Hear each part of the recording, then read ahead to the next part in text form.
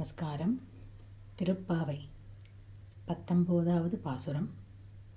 குத்து விளக்கெரிய.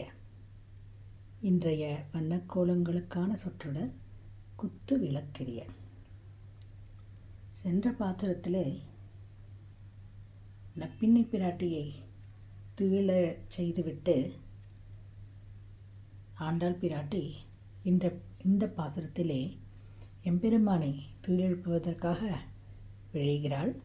இதிலே நப்பிண்ணை பிராட்டியை, அதாவது தாயாரை விண்ணப்பித்த பின் தாயாரின் மூலமாக நமக்கு ஞானமாகிய ஒளி கிடைக்கப்பெறும் என்பதை காட்டுவதற்காகவே இந்த குத்து விளக்கெரிய என்று ஆண்டாள் பிராட்டி கோடிட்டு காட்டுகிறார். அதாவது ஆச்சாரியார்கள் மூலம் பெறும் ஞானத்தை இந்த தீபங்கள் காட்டுகின்றன.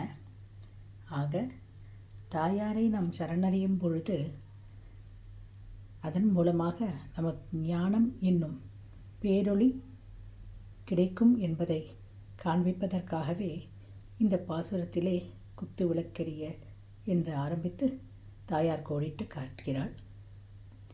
குத்து விளக்கெரிய. இன்றைய வண்ணக்கோலங்கள். ஆண்டாள் திருவடிகளே